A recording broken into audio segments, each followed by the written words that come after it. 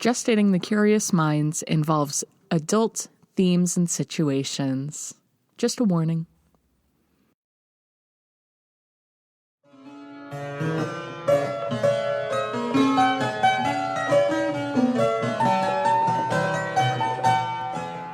There we go.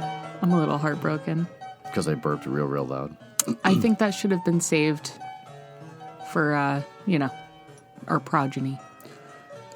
Oh, yeah, that's true. Cute. I have, we went to a party last night, and I cheated and smoked the remaining cigarettes that we had from our wedding. Ah! So I've been cheating and smoking cigarettes on the times I should be celebrating life and not embracing death. But since doing that, I have, it feels like a little carrot tip of hard phlegm in the back of my throat. So when I made that burp, that little carrot tip was just bouncing around, making some slapping sounds. Rattling in there, dude. Yeah, maybe a lot of clearing of my throat from all the goddamn cigarettes. Your voice does sound kind of sexy, though. Does it when I have cancer? Yeah. Does I have a good cancer voice? Yeah. That esophageal cancer sounds good on you. I'm glad it makes you wet. Welcome to Gestating the Curious Minds, where we dance to the delightfully devious diegesis of perversity. Wow, that is real fancy. We are your entertainers, Glen and Gertie Nuzzles, officially. Legally Nuzzles. Legally Nuzzles. Allow us to shine a light on the process of creation for the most splendiferous fiction genre, paranormal smut. Two things. One, someone in Texas really likes our show. We have the Nuzzle House feed where we just put everything we do on the Nuzzle House thing so everyone can hear it. So it's just this mess of different shows going on. But I did split Gestating the Curious Mind off into its own little feed just for posterity. And so it's just all of it. So if anyone wants to listen to them, they're over there. Go find it yourself. I'm not going to help you. But then someone in Texas just was downloading all of them, just getting all over that shit, dude. Just lapping it up.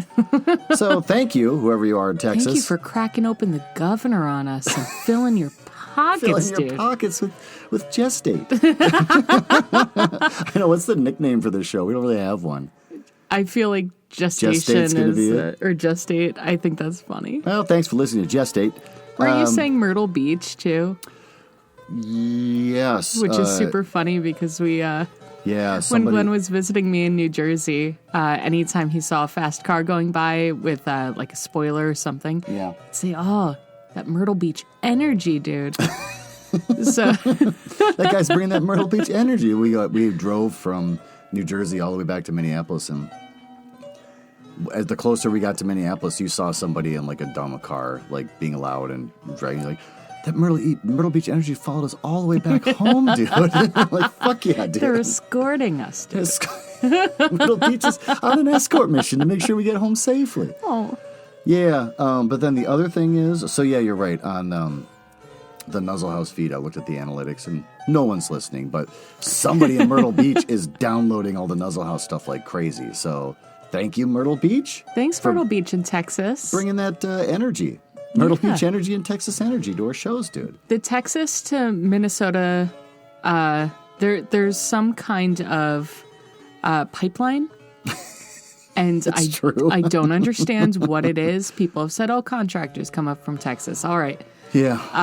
But I still don't completely understand it because it's just as far away as New Jersey. Yeah, and it's But there are so many Texas plates up here. They're flooding the streets, those Texans. I don't know what that is either. The streets. I see them walking around with their 10-gallon hats, dude. Oh, those huge hats. Going to Vikings games, dude. Oh, God, last night we went to a party. Well, the party I was talking about that gave me the carrot tip in my throat. Yeah. Don't talk about it. You can't say that without context. Yeah, I can say it. But we pull up to the house, and somebody, it wasn't even the person that lives in the house, it was just a guest, pulled right up in their driveway, and nobody else was parking in the driveway, just this one asshole. And he's got this, purple Mustang? The purple Mustang. What did the plates say? Oh, gosh. It's supposed to be Go Vikes or something? No, it wasn't.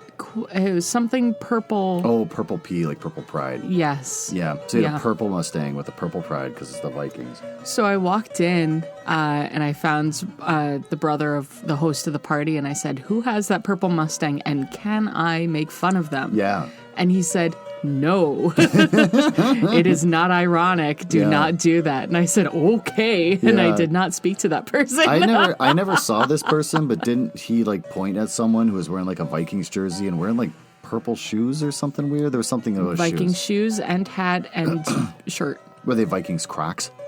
That seems fitting for Minnesota. I didn't get close enough, but I remember him saying that he's wearing Viking shoes. And I was like, oof, I don't have that dedication to anything, dude. Nothing in my life. That's a person that's literally cosplaying out in the real world. Yeah. And speaking of the real world, part 2 of what I wanted to say before we start the show is that I have a Google account, which is glen.nuzzles@gmail.com. And I use that for a lot of shit now because Google sucks and they're forcing me to use this like free account thing for everything that I do. Like the Nest stuff. Anyways, the point is I'm forced to use this ridiculous joke account as my real everyday life account. So at work, I had to get on support for something. So I had to get a hold of this one company that's like doing our software. I had to get on and have a live conversation with them to have them help fix something. And they said, yeah, let's use Google Meet. And I'm like, okay, fine, because Google Meet blows. And then I get on there and I see the Nuzzle House logo is in the chat. So I have to share my desktop and we're going through stuff and we're finding out whatever. And they're like, yeah, it doesn't look like we can help you right now. Really sorry. I know you're under the gun. We'll try and help you on Monday. Blah, blah, blah. And I'm like, okay, thanks. Well, I appreciate everything you did. And they're like, no problem, Glen.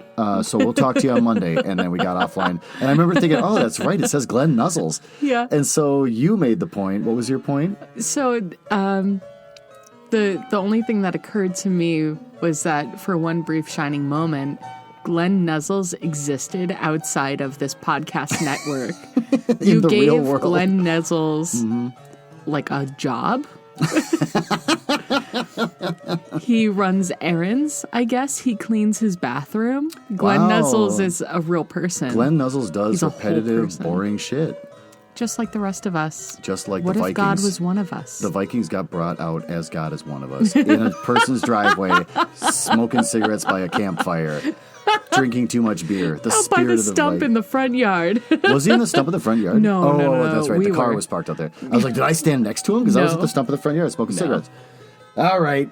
Well, that's it for our catch up. Oh, and we're married. I think we already said that. Yeah, we're married. What's the thing we're doing tonight? We're cooking a kid's pizza. So at some point in the next 11 minutes, we're going to have to stop and go pull that pizza out and get it ready for the kid. Because that's what married people do. There, you got your burp. You happy? Do you think you can read chapter 1 in 11 minutes? Well, I did not read. I only read a portion of what you wrote. So Gertie was nice enough because I just didn't have the juice. I didn't have it coursing through me. But you did, and you picked up. You've got the juice. And the first couple paragraphs I read, I was dying laughing. So I don't know how the rest of this turns out. Hopefully it doesn't suck. And we're going to read chapter 1, and then we will go and think up what chapter 2 is going to be. Chapter 1. The bar was musty. Light streamed in from the narrow windows set high in the walls, dust highlighted by the beams. The scent of eggs hung thick in the air like an omelet blanket. The far end of the trailer held a table of regulars huddled against the offending odor. Smithy sat on her stool defiantly, holding her beer with her fingers, staggered as if she was simultaneously holding a cigar. Bethany, Tom Yorkside, these windows don't open. I really can't have you stinking up the joint. Tom was the proprietor of the Twirling Lady Hangout, the most killer diller bar in Gutwater. Where'd you come up with killer diller? I love it, though. It's really good. I think we did that one together. Did we? I don't remember killer diller. So. All right. The name's Smithy, see? Bethany said through gritted teeth. Tom rolled his eyes. You're a 36-year-old woman, Bethany, and I understand your parents died when you were a teen, but it's time to face reality. I love the exposition dump within paragraph 2. Plus, you stink like eggs, and you're scaring off my customers. Tom's face became red as he confronted Smithy, and he reached up to feel for the bobby pins holding his kippa reflexively. Bethany, attempting to make herself look large, stood up on the perch on the bar stool, and she thought to herself a great sight, something that would scare away a bear, perhaps. Tom, however, was prepared with his long-practiced skill of Krav Maga. He brought a deft hand down, and a hammer punched the side of Bethany's Demonias? Yeah. Oh, I said it right. Okay. Effectively separating the platform from the rest of the shoe. Before she could recover, Tom slapped the fake vampire teeth out of her mouth. Bethany had a ton of cool things written down in a journal that she prepared in the face of humiliation like this. But at this moment, she was at a loss for words. Instead, she scuttled to the door of the trailer-turned bar and into the diffuse light of the cloudy day. Smithy dragged herself, soul-flopping, to a 7-Eleven. She would feel safe there in the company of her best friend and roommate, Lucretia. She pushed her long ebony hair out of her face. I thought they were platform shoes, not slap-form shoes. Mateo Gibbs popped out from a nearby dumpster and hucked a cup of cold nacho cheese in Bethany's direction. That's genius. You're so good. Sexually disappoint any women lately, Mateo? Bethany bit back. Where was that quick wit when Tom was besting her with his cool Israeli martial arts moves? Lucretia, noticing the kerfuffle, bust through the doors to confront Mateo. Mateo, I'm sick of your tantrums. Do you know how long it takes to hose this cheese off the cement? Maybe if you went to college, you wouldn't know how long it takes either. I, on the other hand, was an accomplished leather worker who sold to many a merchant for exorbitant fees. It was only by my choice that I allowed myself to end my reign by choking on the very leather that brought me great success. You're a genius. Is that why you live in my dumpster then? Lucretia rested her hands on the waist of her tracksuit bottoms. Mateo blew a raspberry. I don't need sporty spice speaking down to me. Later, nerds. And Mateo vanished into the night. I'm all closed up. Let's go back to Forks. Forks, of course, was their shared apartment, furnished with the spirit of Halloween decorations and Twilight memorabilia. Bethany changed into a comfy t-shirt of Calvin peeing on Jacob. Oh, you did it. And settled onto the couch.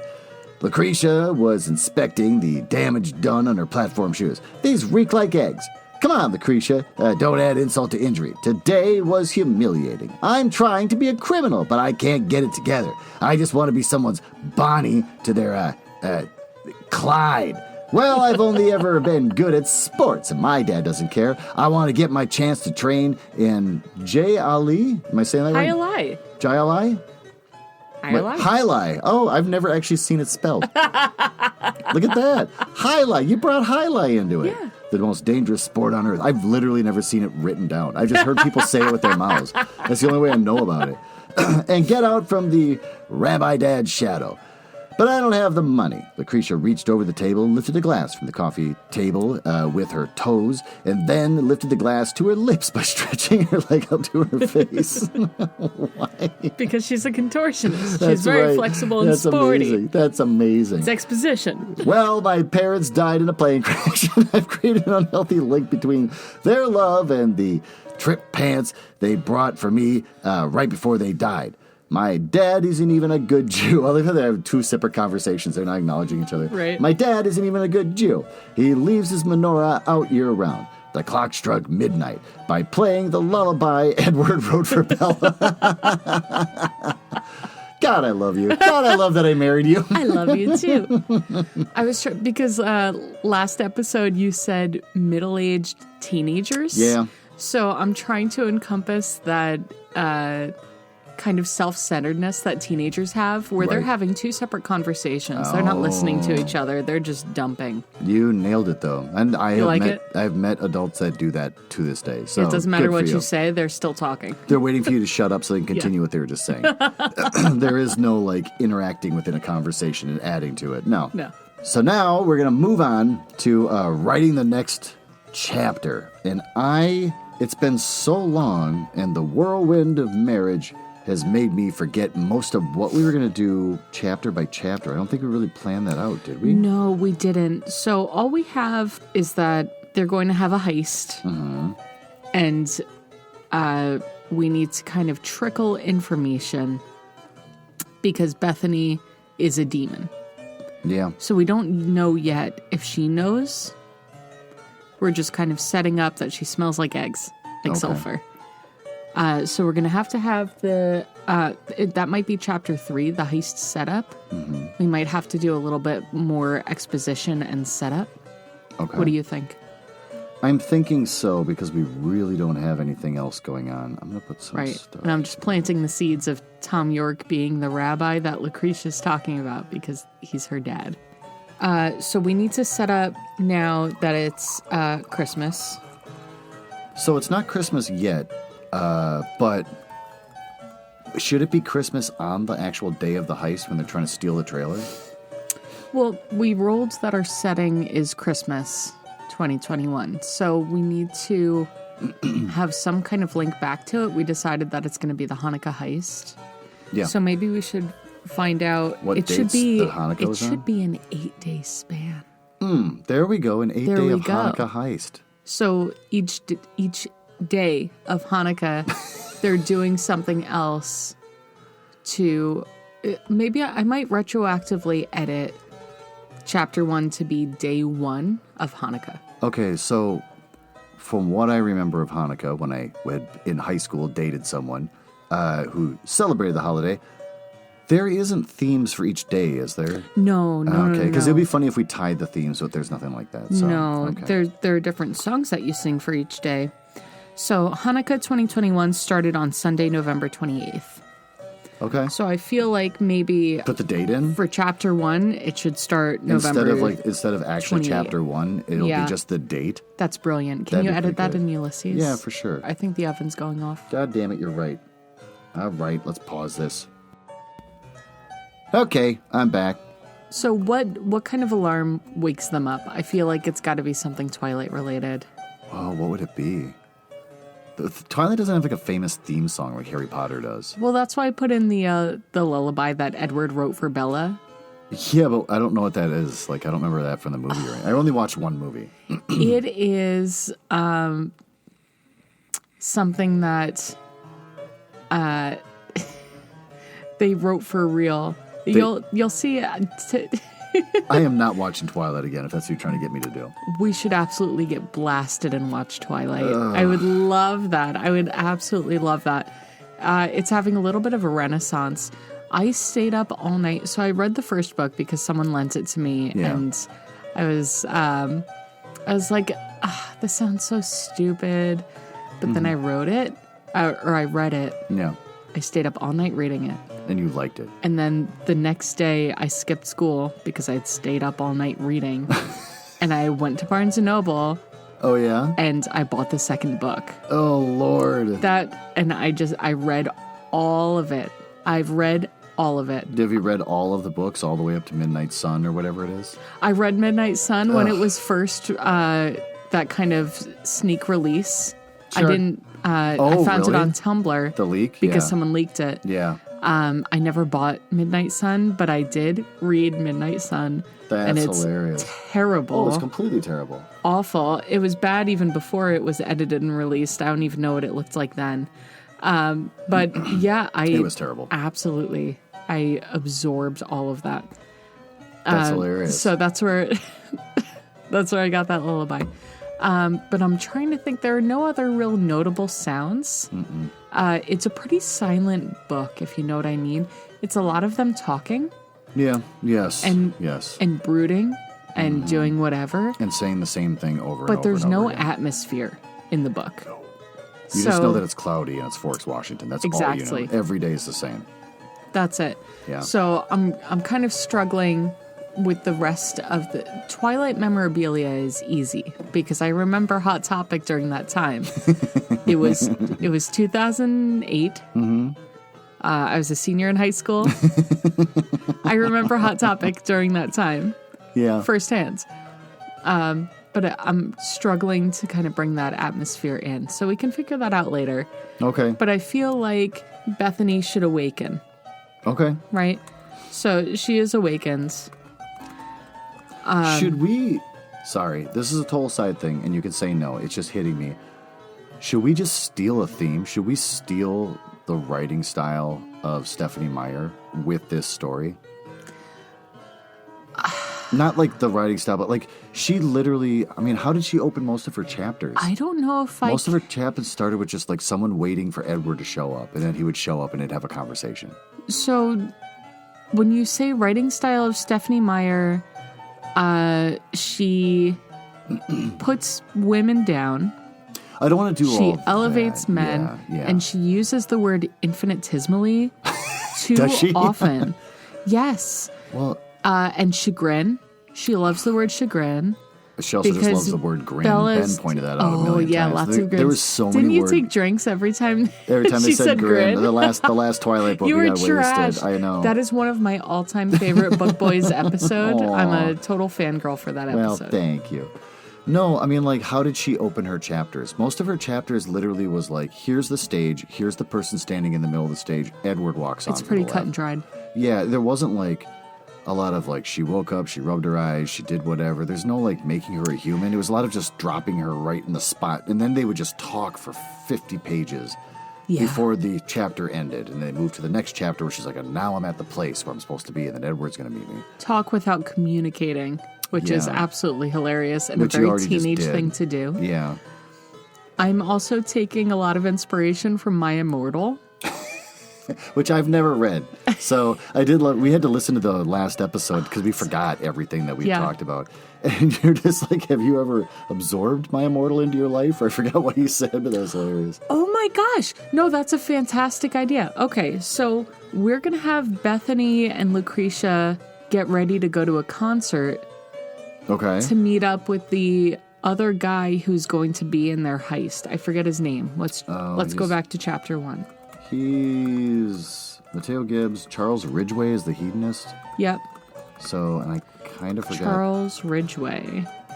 Because they're going to a My Chemical Romance concert. So we can have... I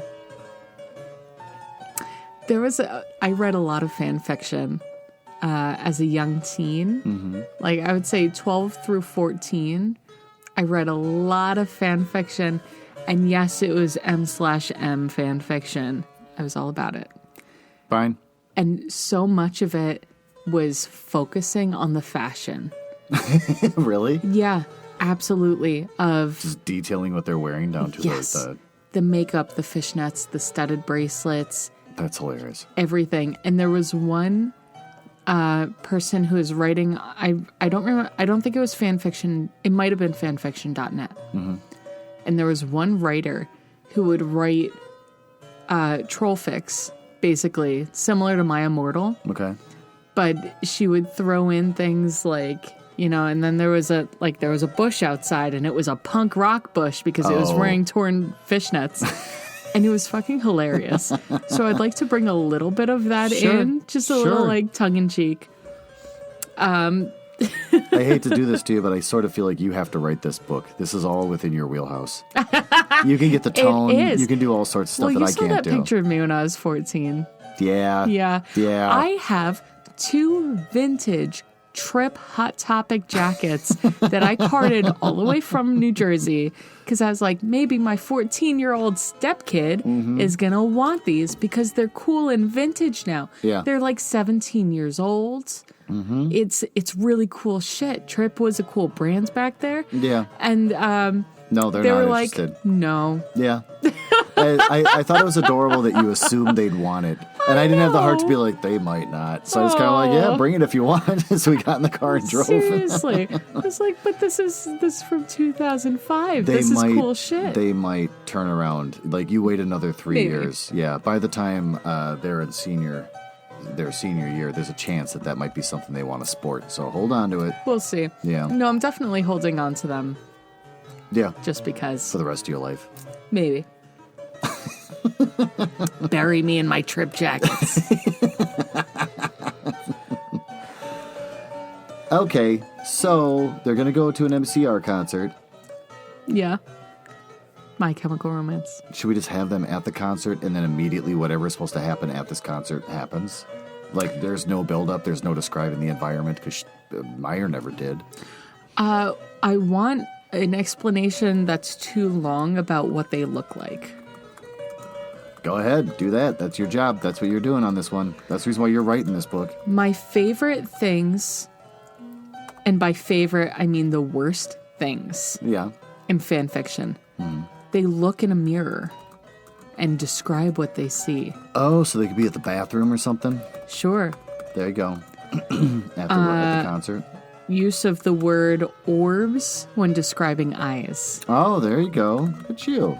Any overt suggestion that Bethany is the main character, but we're going to make it funny by highlighting that she smells like wet eggs. Because that's always the thing, right? There's the Mary Sue. A Mary Sue in the fan fiction world is the author's insert. So a lot of people think that Bella is Stephenie Meyer's Mary Sue. Okay. Where Stephenie Meyer is imagining herself as Bella. Obviously. And that's why it's so vague. Because anyone reading it can just pour themselves into that person. Yeah, and the character is very much just an empty vessel being pushed around by the story.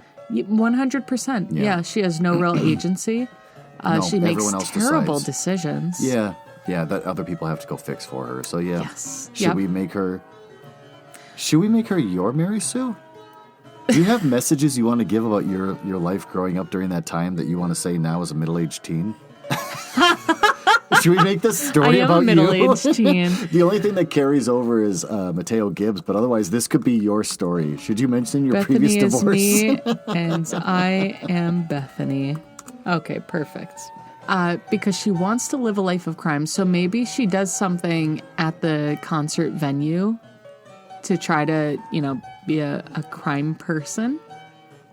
Maybe, sure. Like tries to steal a beer, tries to steal a tip jar. Probably steal the tip jar. Yeah. Yeah. There's no romantic interest, really. We don't really have one. Well... But if they do, the person's got to keep saying, I promise I'll never divorce you.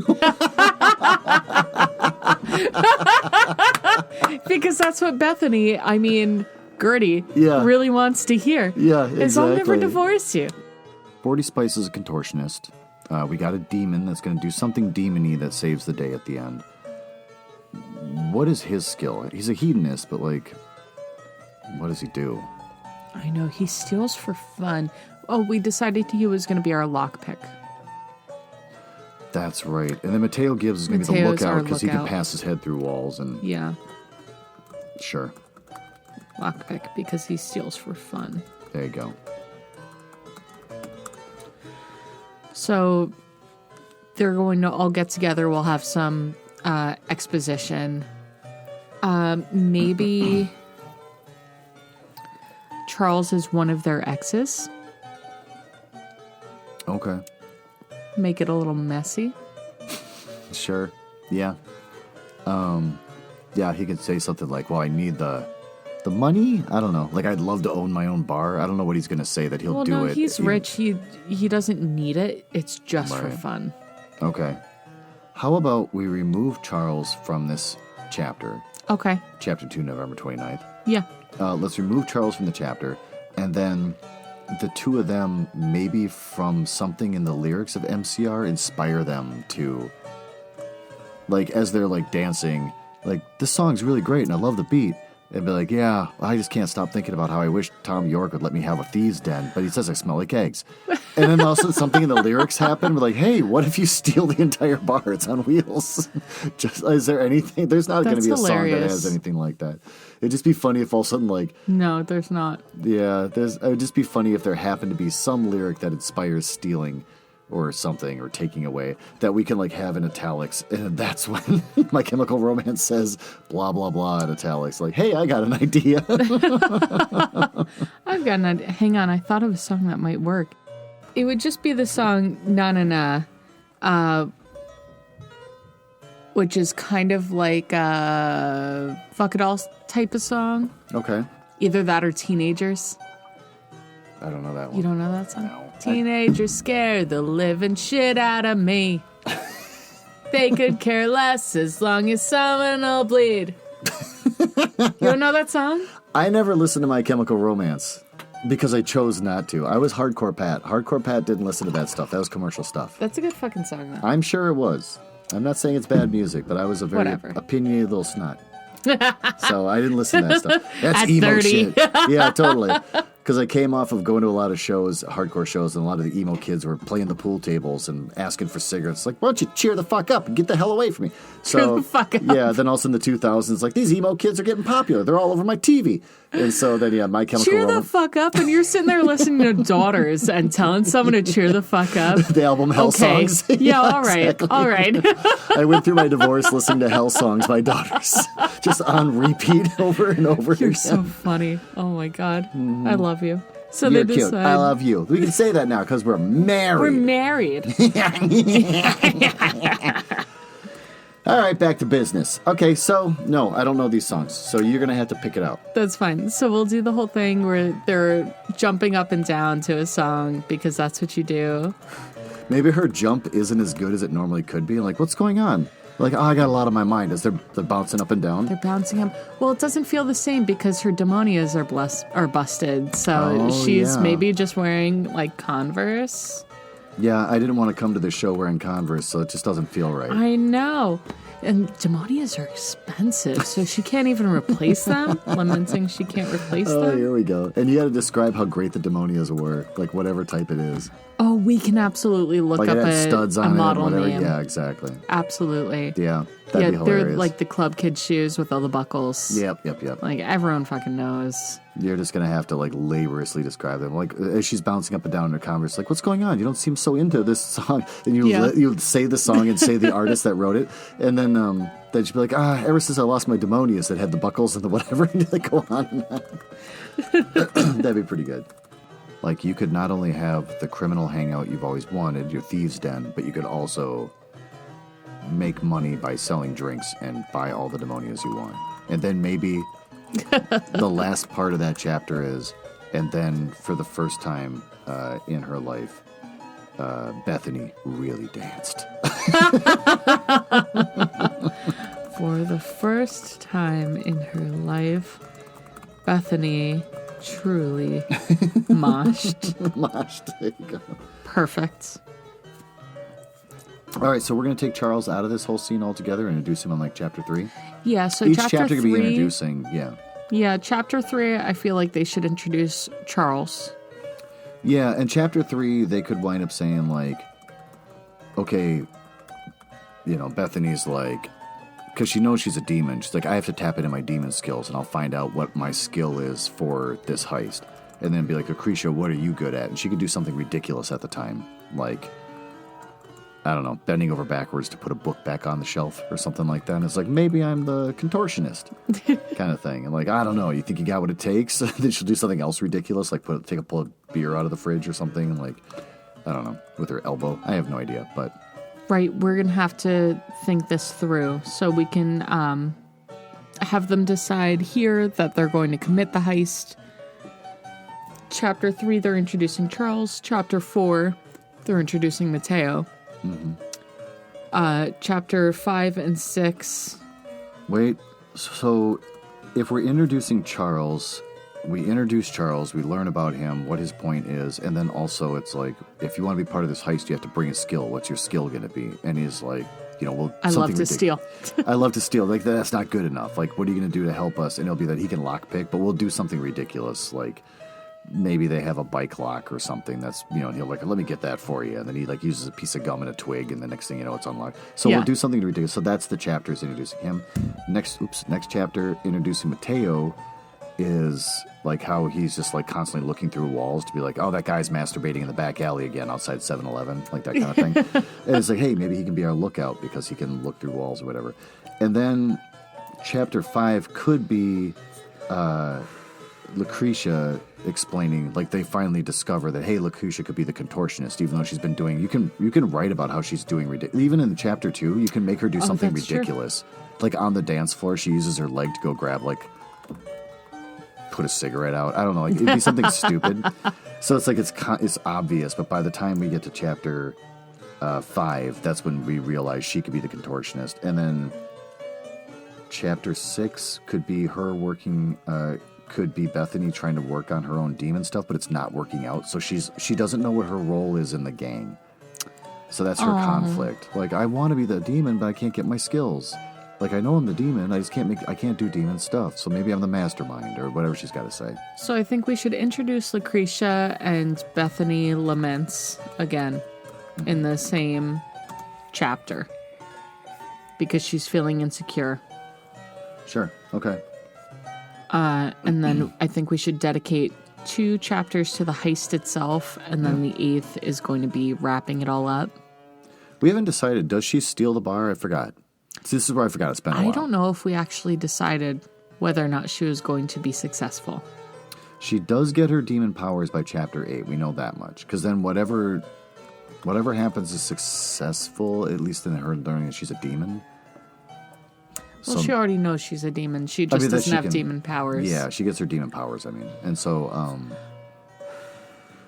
and then what? She said, maybe like the chapter just ends with like, oh shit, I can make things start on fire with my mind. And they're like, okay, well, we've almost got the bars. Like, I don't care anymore. I'm going to go over here and do this. That is so funny. Yeah, something along those lines. Like, hey, I'm actually important and happy. But also remember, this is your story. That is really funny. Make this about you. Well, during the heist, we are going to have vulnerable moments where people are sharing things about themselves, and we need to have a ghost go down on someone. So Mateo is going to go down on someone and just end up in their abdomen. Is that the sex in this paranormal sex thing? Yes. There we go. Who falls in love with Mateo? Is it going to be Lucretia? We'll see. You're really getting Taoist on this. We're just going to go with the flow and see what happens. We're going to go with the flow.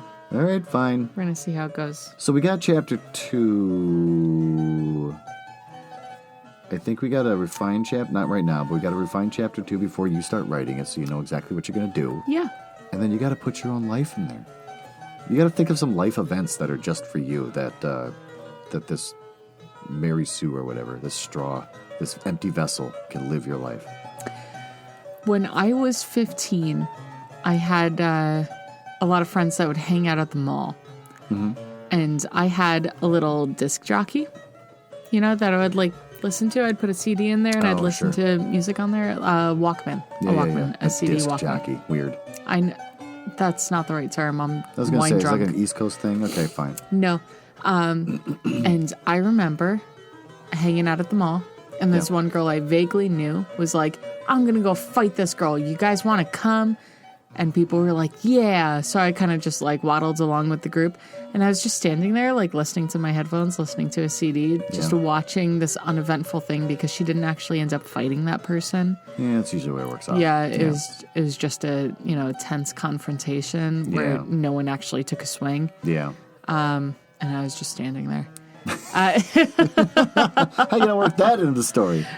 Well, that's exactly what I'm saying, is that my existence as an edgy teenager was actually quite anticlimactic. So I think it's pretty funny to work those things into this person who's a literal demon. Yeah, what you could do and wants to be this really edgy person. On one of 3 days of the heist, they could meet Tom York. Well, also, this is you getting everything you want out of your life in this character. So it could be that at some point, at the very end, you need a pick-me-up, or your character needs a pick-me-up. So you put on headphones and listen to whatever.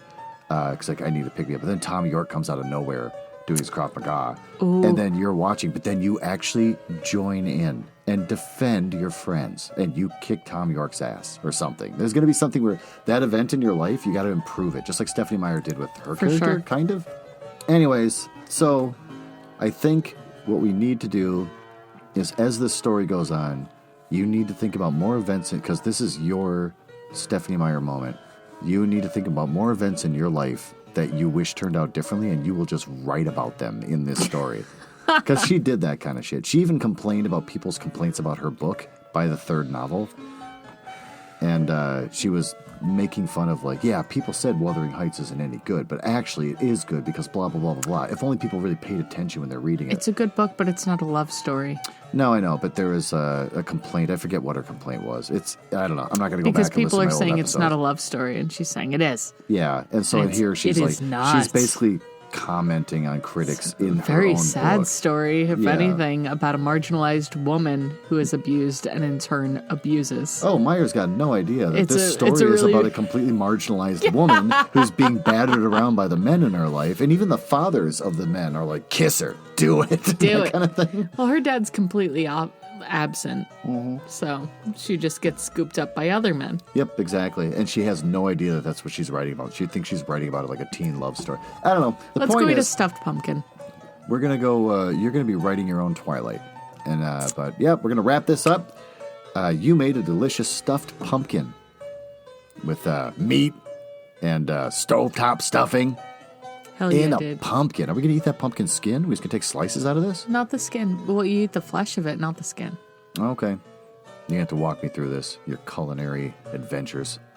All right, well, with that, thanks for listening, and who knows when we're going to do the next episode. It might be a little bit. I got to get some more Halloween episodes in. That's true. I spent all the time putting Halloween music in. We'll get there. Fine. We're less busy now. That's true. Okay, bye. Bye.